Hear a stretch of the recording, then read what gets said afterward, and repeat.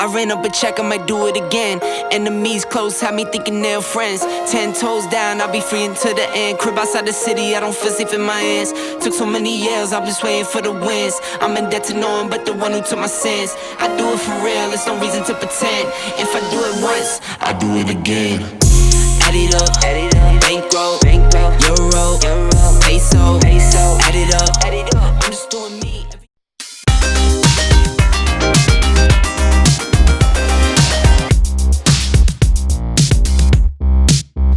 Hey Clay Young, welcome to Ingredients to Happiness. Thanks for having me, appreciate it, thank you.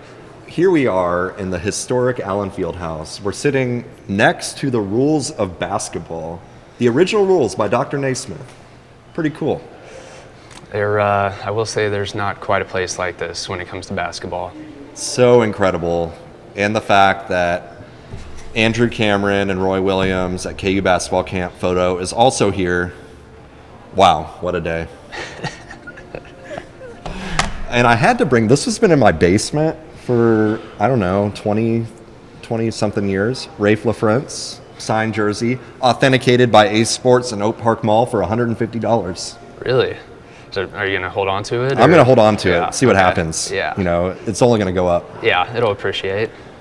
So we actually have the privilege of being from the same hometown, Lansing, Kansas. Great day to be a Lion, huh? It's always a great day to be a Lion, and it's always good to, stay connected with folks from your hometown. So, I appreciate it, man. But the reason that we're here in Allen Fieldhouse is you actually walked on to the KU men's basketball team. Pretty cool experience, huh? Yeah, I have to say it was probably one of the best experiences of my life, and we can go into more detail, but everything you could imagine it, being a kid from Kansas is basically what it was, so. I've still got 4 years of eligibility left on, my resume. So right. How does one walk on to the men's basketball team? It's an interesting question, and it's something that I get a lot. Everyone wants to know, like, how did I do it? How did it happen? It really was just kind of a coincidence almost. It was a shot in the dark, and it turned out in my favor. So you graduated high school, you played basketball all through high school, and then you stayed close to home, mm-hmm. and you played junior college ball for a little bit. So yes. What was that like, and how did that help you get on to KU? So basically, out of high school, I thought I was a little under-recruited, as I'm sure a lot of people do. Yeah, see, you still got your eligibility there. Yeah, so, that's right. No letters. So I decided to make the decision to stay close to home and go to KCK Community College out of high school, and I felt that it gave me the best chance to end up playing somewhere and get all my schooling paid for. So, that was kind of the main goal with that. And so I went to JUCO, got my first 2 years of school paid for, but unfortunately, sophomore year, third game of the season, I tore my ACL, and it's rough. Yeah, it was rough, and those are some rough times for me. I didn't know if I was even going to play basketball again, didn't know what my future was going to be like, and I had to do a little soul searching and figure things out for myself, and I learned so much at KCK, and I actually became a much better basketball player, and Kelly Newton was the coach up there, and he did a good job with player development, so I felt like I became a much better player in my time there. Obviously, it was cut short, I was starting to kind of find my stride a little bit, and I was already getting some D2 interest, and so my plan was working, and I really thought that, if I kept it up and had a good season that year, that I would be playing at a Division II school at least and have a scholarship. So that was my main goal, but plans change, things happen to people over time, and you can't account for driving in the middle of the lane and jumping and twisting and tearing your ACL. It's a freak accident, man, and it actually ended up being one of the biggest blessings of my life. So what happened then after your injury? What did you do? Did you go back and play junior college, or did you go straight to KU? So I played my whole freshman year there at KCK. I averaged 10 points and 6 rebounds a game, so I had a pretty good season for myself, and I was hoping to extend on that my sophomore year, but I played in those 2-3 games to start the year, and like that third game tore my ACL, and it was over for me. So that was my last JUCO action I ever had.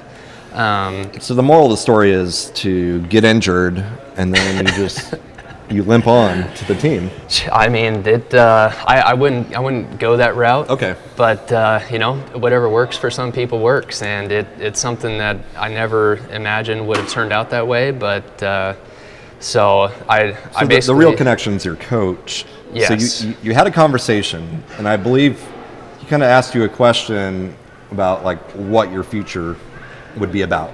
Yeah, so I mean that whole sophomore year, 2014, 2015 at KCK, I rehabbed for 4 months. I had kind of a freak recovery and came back about as fast as I could, just because I wanted to be able to walk, I wanted to be able to run, I wanted to be able to play again.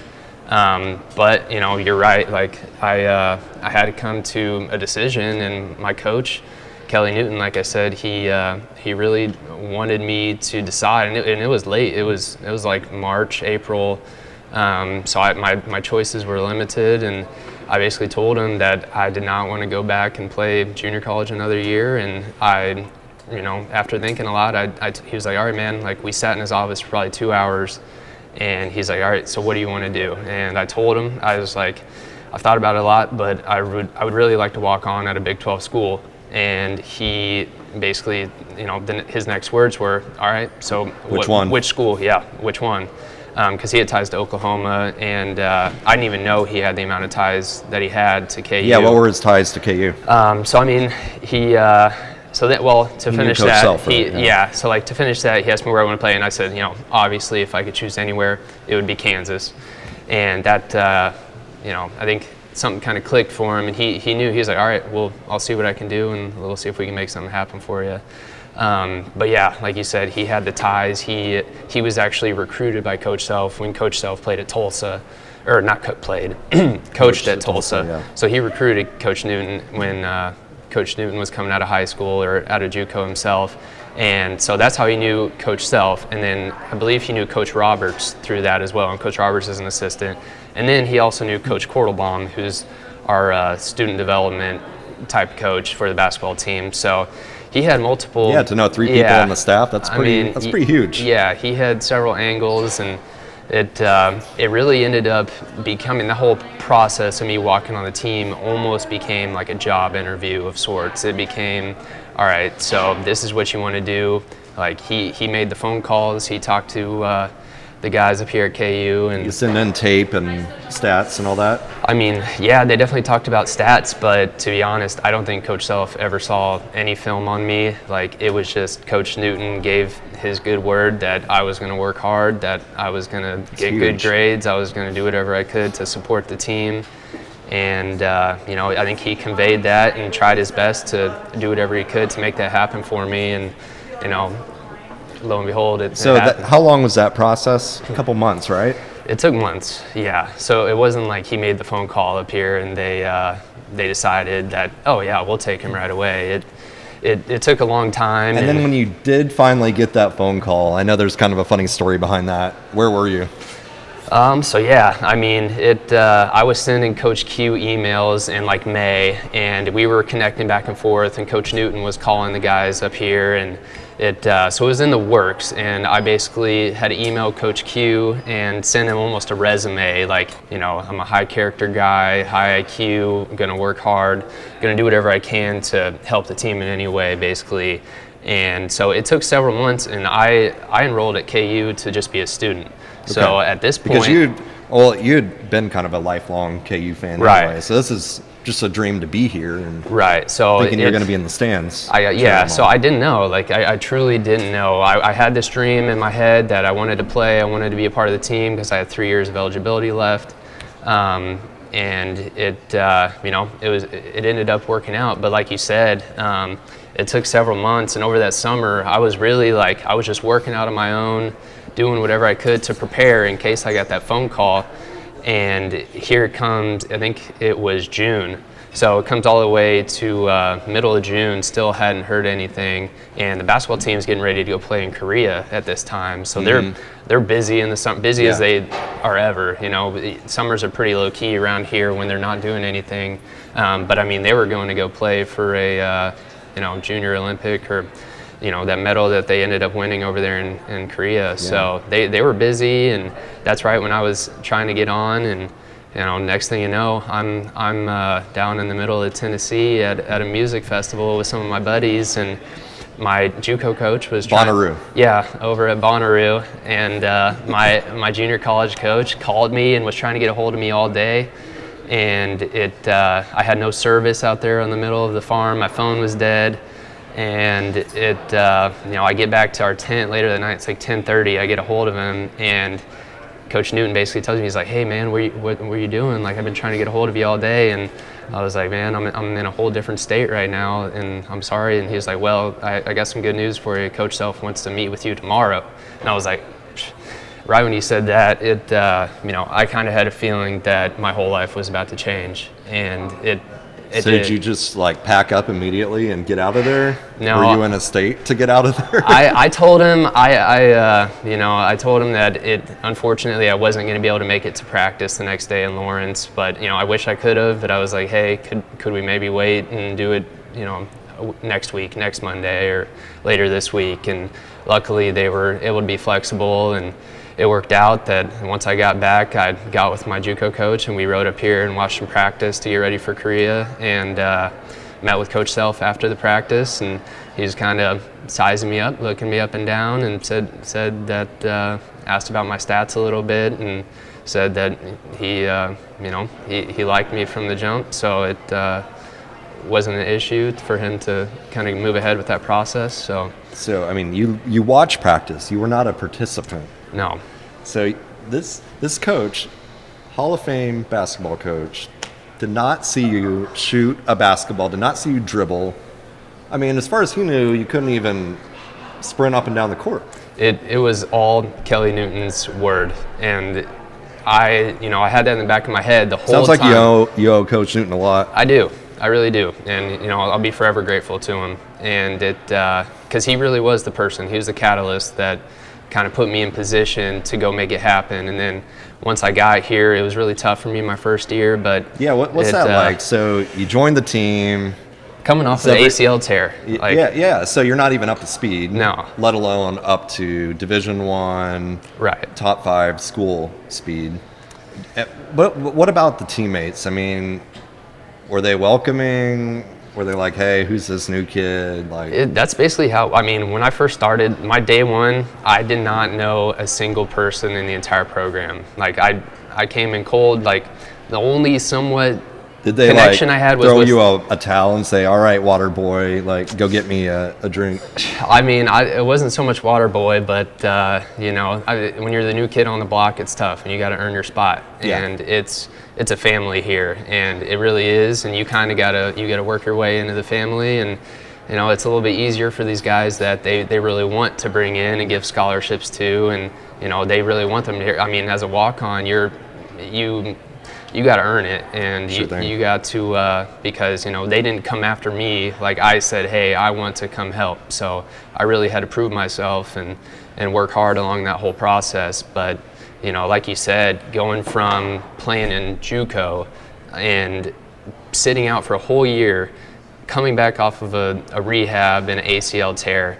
and then you play with McDonald's All-Americans a few months later, coming off that. I was in a brace for the first few months, my first year here, and I couldn't move. Coach Self would tell you, that whole first year, I was so slow. I couldn't guard anybody. At least you had a brace on, so they could physically see this dude can't move. Well, they knew I was coming off of the injury, but it's still, I still had to scrape and claw my way. And do you think they question why are we letting this kid? I'm sure. I guarantee it. I guarantee it. And if you can't provide any value or help the team, it's why are you there? So what value did you end up providing over your career to the team? I think as time went on and as I got more comfortable and as it, like I mentioned, that it's really a family, and as I kind of developed those relationships and got close with everyone, it ended up being a really awesome experience as a whole, and just meeting all those people. There's so many great people in the program. I mean, they really do love and care about you. But as far as adding value, I think really like my whole first year, I was just trying to figure things out and get my knee back. Yeah. And learn the system, learn the program. But by year 3, I could basically play any position. I knew after watching. And they really did throw you kind of anywhere, right? Yeah. I mean, Gadget player. I was playing the center in several games as a senior, guarding 6'10", 7-footers. Yeah, how tall are you? I'm 6'4.5" with shoes on. Okay. So, all right.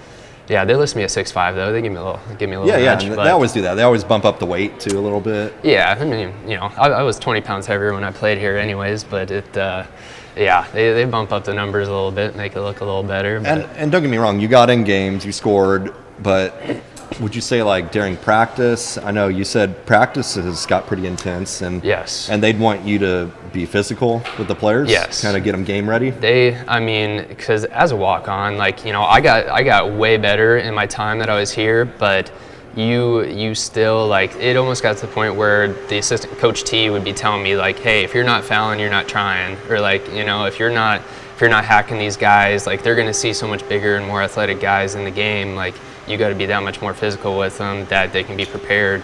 And there was practices got very physical, and they're very intense, and I'm sure they're still like that. But did emotions spill over? Occasionally, they get mad at you for hacking at them? Yeah, guys. Oh yeah, the starters especially.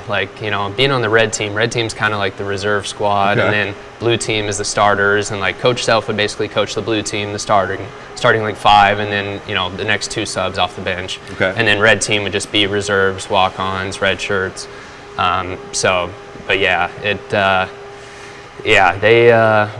would get into some battles for sure. And when you think about it, my senior year, our red team, we had Diedrich Lawson, Charlie Moore, KJ Lawson, 3 red shirts, and you never really see that many guys on the red team. So we would keep up with the starters pretty often, just because we had so many good players on the red team, and I think that prepared them as well as anything could have. So what was it like the first time that you walked into Allen Fieldhouse as a player? Were you nervous? Just so noisy, I bet, and raucous. Probably a little different than a JUCO game. Yes, and different from anything I'd ever experienced before. I've played in some big arenas. I think I'd throw in high up. School. Yeah, I don't know. It was funny. Tyler Self would always, because he was my teammate for 2 years, Coach Self's son, and I remember him and Evan Manning would talk about times where they would get out, especially their freshman, sophomore years, they would get put in the game and just black out basically. It'd be so crazy that you don't even remember what happened while you're out there. You're just playing basketball. I never had that happen to me, but I will say the one time that, because after you're out there and you play in front of the fans one time, you're used to it, or mm-hmm. you've done it before. But the very first time, late night in the fog of my first year at KU was mm-hmm. the first time I walked out on the court with people in the crowd, and you walk out on the field house floor, and I just remember looking up and just feeling that people are just on top of you. It's just everywhere. Yeah, it's just so steep, and being down on the court with 16,000 people up there, it's it's pretty awesome. Yeah. And you don't really think about it when you're out there. You can see all the people, and but really you're just playing a game. You're just playing basketball, and it's just one of those things that as you're out there more and as you feel more comfortable with it, your confidence goes up. And like Sure. I said, my first year here, I didn't know any of the plays, I didn't know any of that. And then by my senior year, I wasn't even taking first team reps with the blue team, and Coach Self would throw me in at any position, and I would have to know the plays. And I did. We executed, and I think all the times that they did throw me in the first half, we did pretty well. I think only lost one game that I was playing in the first half, and that was to Washington at the Sprint Center. So, but when a non-starter gets in the game and they score a point, the crowd goes nuts. Oh yeah.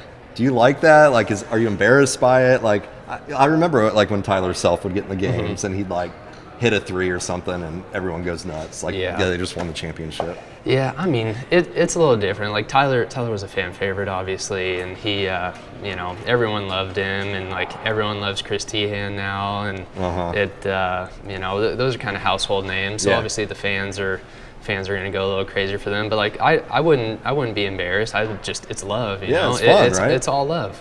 You know, the crowd wants to cheer on everyone, but like if there's people in there that don't usually play, and I mean we know the students, we're around them all the time, and you know, when they see someone, especially like a walk-on, like someone like me that's from a small town and not that much different than anyone in the stands, I just had the opportunity, and I you know, I try to make the most of it. But yeah, I mean, speaking of that, like, what are some of the perks of being a basketball player in a town where the college is all they have? I mean, essentially, you know, there's no pro sports teams here, so like you guys are it.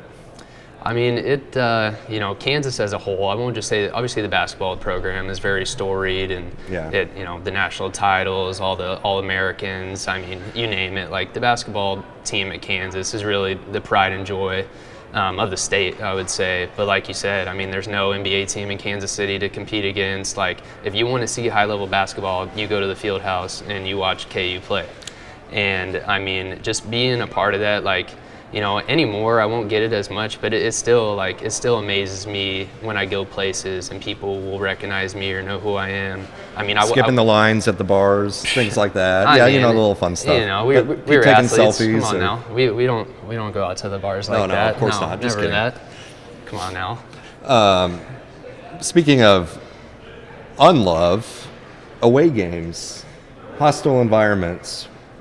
What are some of the more hostile places that you guys have played? You know, I wish we could have got to play at Mizzou. I think it's awesome that they're going to renew that series. But I'll say, like, in my career, I mean, Iowa State, K-State, and Oklahoma State were really like the students that would give it to us more than maybe anywhere else. So, I mean. And you know, offline, I've kind of asked how you've handled that before, and it seems like the players kind of find it funny, right? Because they would look up obscure information like anything, someone's girlfriend or whatever, and shout her name out at. Oh yeah, I mean they're ruthless, and they'll try and do anything they can to think that they're impacting the game, even though they might be a tiny little bit, but like, you know, at the end of the day, it's kind of funny too, right? Yeah, at the end of the day, like I mean, they wouldn't usually be yelling at me, other than like, you know, if we're at K-State and people are yelling like, "Hey, white boy," like all this stuff, like, you know. Well, and your brother goes there too. Well, yeah, I mean, you know, it's a little interesting there at times, but yeah, I mean, they wouldn't hold anything back, and those students are right there, like especially when you're out there warming up before the game, and the students they get to go in early. But like, that's the thing, is like they're probably doing that here to opposing teams too. They're just not quite as close to the floor as maybe some other places. But yeah, I mean, anywhere you go, people would always be letting us have it. But I would say K-State and Iowa State probably took it to the next level a little bit. But it was all in fun. You know, you run out there to K-State, you run out before the game, and it's just this wall of students out there, just thousands of students waiting before. I've been to a K-State KU game, both places. I mean, it gets loud there. Yeah. Really no, loud. It does. It really does. And it's one of the best places to play in the Big 12. I mean, especially for us, like when we go up there and play, like, it's a rivalry game, it's the crowd's turned up, but like that's how it is anywhere you go and play in the Big 12. But especially K-State, like, it's such a good rivalry, and it gets loud in there when we play them. And I like the court. Like, it's kind of a basketball gym rat thing to say, but like, courts are not the same. Like, you go play on Allen Fieldhouse court to Bramlage court, like, the courts are very different and they feel different.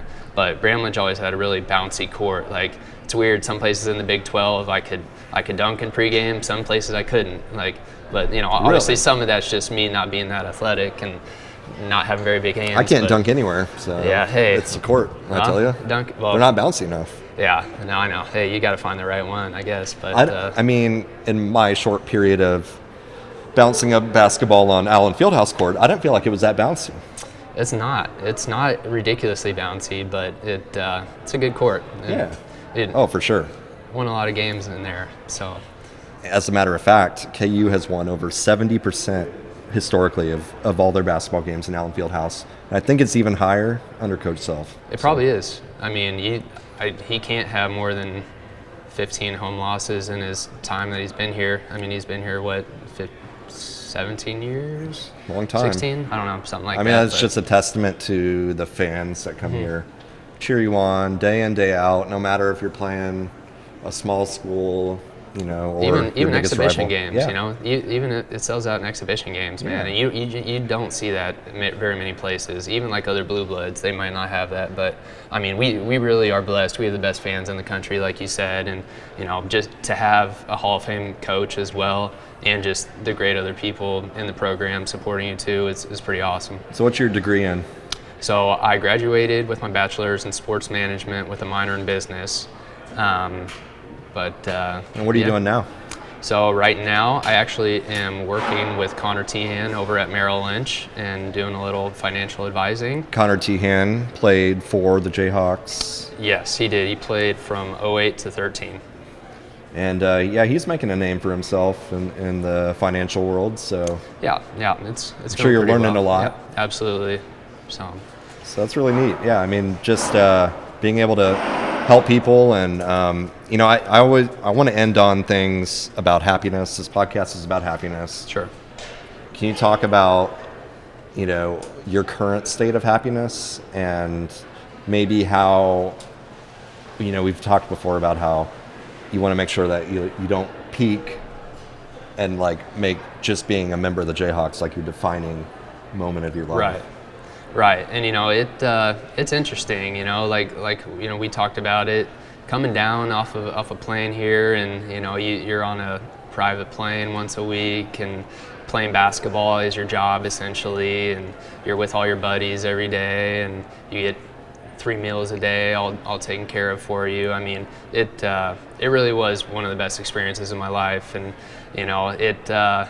it can be challenging sometimes just to think back and be like, man, am I ever going to have that much fun again? I don't know, but life is good though, and I think everything really is perspective, and like you talk about happiness and the ingredients to happiness on this podcast a lot, but it's like, it's perspective. You got to think about where you're at and what you're doing and what you're able to do for others. And I think that's really my driving point for happiness is just, I've been blessed with a good career. I had a good experience in college. I have a great family, and sometimes you just got to think about the things that you have instead of the things that you don't have, that I'm not playing basketball anymore. And, it'll take care of itself. But I think, just keeping a good attitude on things and just looking forward to that next day and what's next. Well, what's so inspirational to me is you turned a potential career-ending injury, torn ACL, into a roster spot on KU. I mean, that's pretty incredible.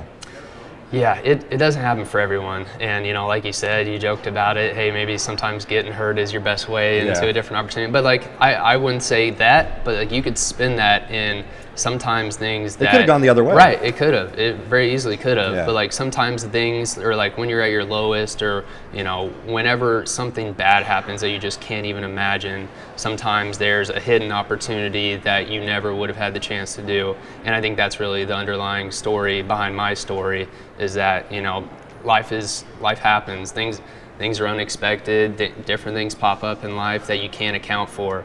And I never would have imagined to tear my ACL, but I never would have imagined to play basketball for Coach Self at Kansas either.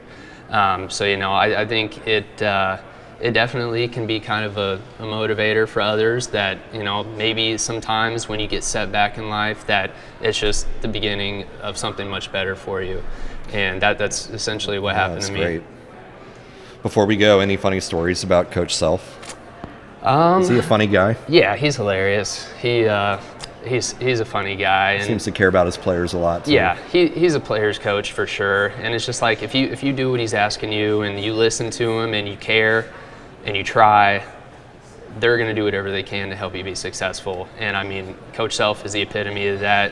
I think I was telling you, it's just like I've never been around a smarter basketball mind. Like nobody knows the game like he does. He always knew what play to call in a timeout, or like, you watch the next KU game, watch him play Villanova on Saturday, and we'll call timeout, and he'll have a play, and we'll probably score. I mean, it's amazing. It's what happened. I mean, it is amazing, and and we had the confidence in his calls, and he had the confidence in his players. I mean, you should if you're coaching Devontae Graham and Frank Mason and all those guys. Those guys are superstars. But he had a lot of faith in us, and he would make the right call and put us in position to win games. And 9 times out of 10, we won the game. So it.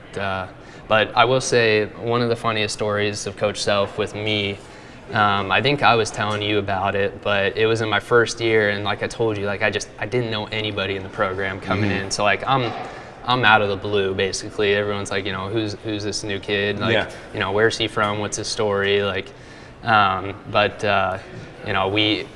forget who we were playing. I think we were playing Holy Cross, and I had my first basket as a Jayhawk, like in the game. I'd scored a free throw like a couple games earlier, which was my first point. But yeah, I actually had my first basket in the game against Holy Cross, and I think I got like a fast break and did a little left-handed reverse or something. And after the game, we always have a little powwow or a little team huddle and talk about the game and about what's going on. And so after Coach Self gives a spiel after the game, he walks out of the locker room. And then he walks back in, and because I was sitting in the corner at the time next to Jamari Traylor, and Coach Self leaves, he looks at me and he walks back in because he scored. He was like, "Good shot, and leave. He forgot my name. Good shot, kid. Yeah, he couldn't think of my name in that. Doing well, son. But yeah, that basically. But and that we were dying laughing, but. You try not to get your feelings hurt, but I got over it. And he learned my name, so it worked. It all worked out for sure. Yeah. What's your favorite thing to do when you go back home to good old Lansing, Kansas?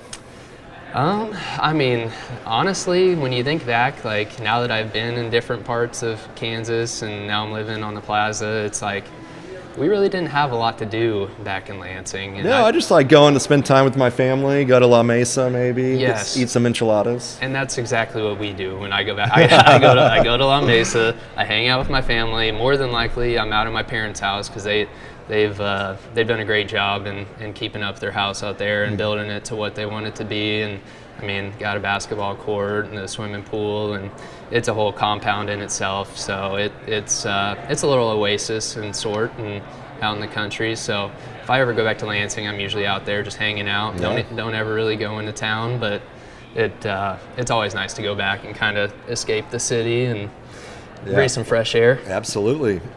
Well, Clay Young, thanks for your time. This has been really an honor, and we've had a great time here at Allen Fieldhouse, next to the rules of basketball, getting to go see the court, and so, yeah. All right, Thank you. Yeah, thanks for having me. I appreciate it, Andrew. I appreciate it. Yep. Hey, everyone. If you liked what you saw, please hit the subscribe button. Also, you can find us on social media in the links below. Thank you.